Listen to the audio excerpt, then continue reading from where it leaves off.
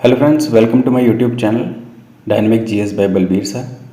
और आज हम पढ़ने वाले हैं टॉप 30 क्वेश्चंस किसके, इंडियन कॉन्स्टिट्यूशन के। अगर आप चैनल पर नए हैं सब्सक्राइब कीजिए। तो चलिए शुरू करते हैं। पहला क्वेश्चन है, कितनी बार जो प्रीएम्बल है कॉन्स्टिट्यूशन का वो अमेंड किया गया है।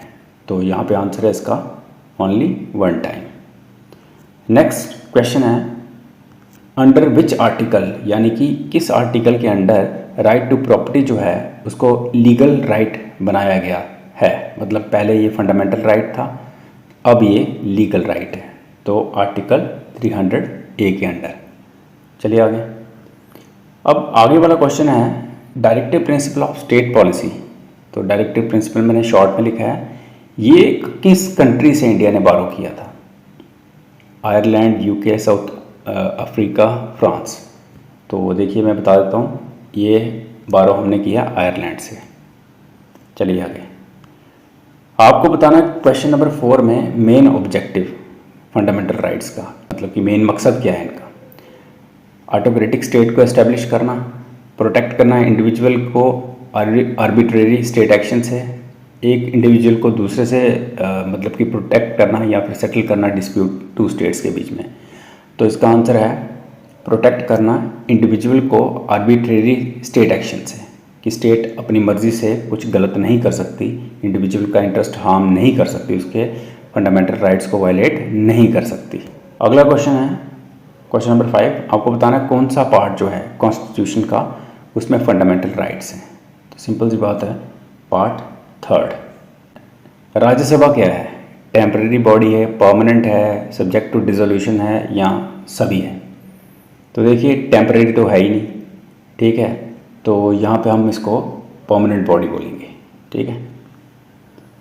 अब आर्टिकल जो किसके साथ रिलेट करता है, ऑर्गेनाइजेशन ऑफ विलेज पंचायत्स के साथ। विलेज पंचायत्स के साथ कौन सा आर्टिकल जो है डील करता है, मतलब कौन सा आर्टिकल है, तो है आर्टिकल नंबर 40। सीएम जो है स्टेट का, यानी कि चीफ मिनिस्टर जो है स्टेट का, उसको कौन अपॉइंट करता है, प्रेसिडेंट, चीफ जस्टिस, या फिर गवर्नर, या फिर पीएम। तो सिंपल सी बात है, सेंटर में अगर प्रेसिडेंट है तो स्टेट में गवर्नर। आगे है क्वेश्चन नंबर 9। चीफ जस्टिस जो है अपना रेजिग्नेशन किसको देता है, जज ऑफ द सुप्रीम कोर्ट को, वाइस प्रेसिडेंट को, प्रेसिडेंट को, या गवर्नर को। तो आप गैस कर सकते हैं यहाँ पे किसको देता है ये। तो सिंपल सी बात है, चीफ जस्टिस अपना रेजिग्नेशन देता है किसको, प्रेसिडेंट को, ठीक है। तो अगला क्वेश्चन है क्वेश्चन नंबर 10।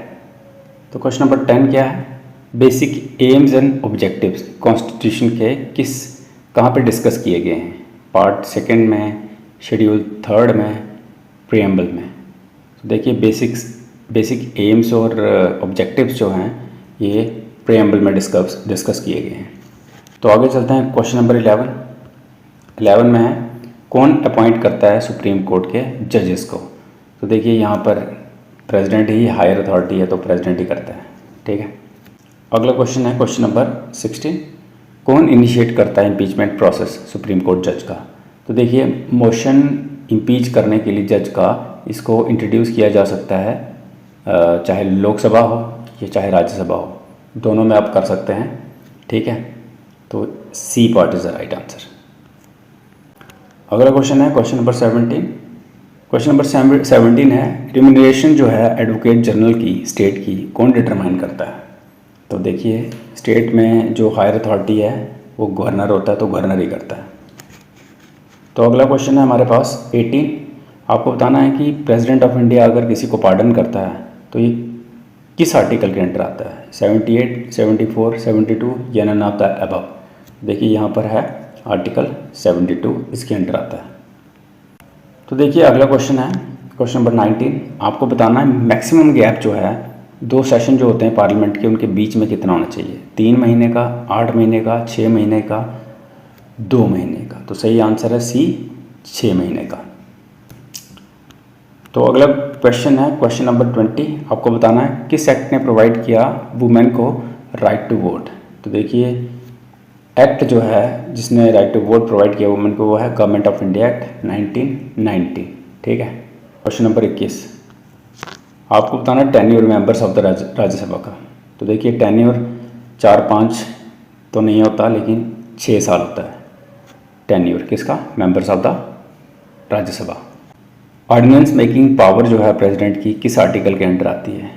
तो देखिए डायरेक्ट आंसर आर्टिकल 123। अगला क्वेश्चन 23, जो चेयरमैन है यूनिवर्सिटी ग्रांट कमीशन का, इसको कौन अपॉइंट करता है? Ministry of core, ministry of education, ministry of external affairs या कोई भी नहीं?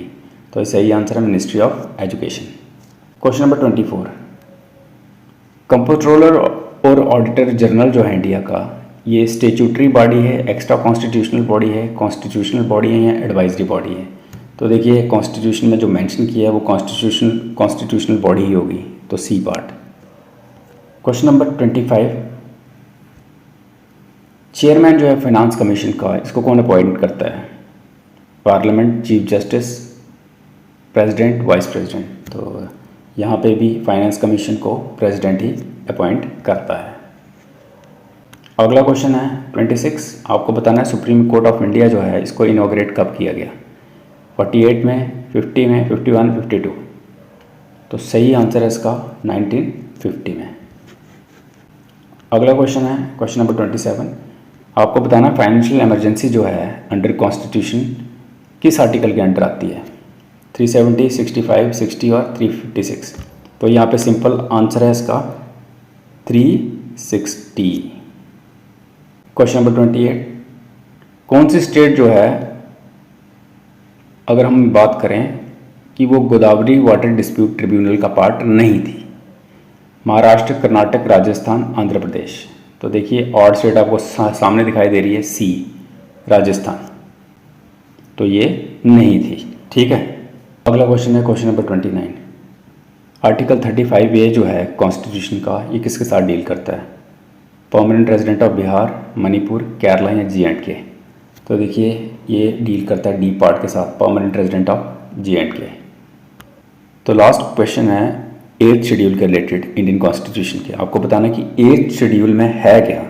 Taxes and duties, 22 official languages, provisions किसके रिगार्डिंग पावर और रिस्पॉन्सिबिलिटीज़ म्यूनसिपैलिटीज़ की या salaries of state government employ?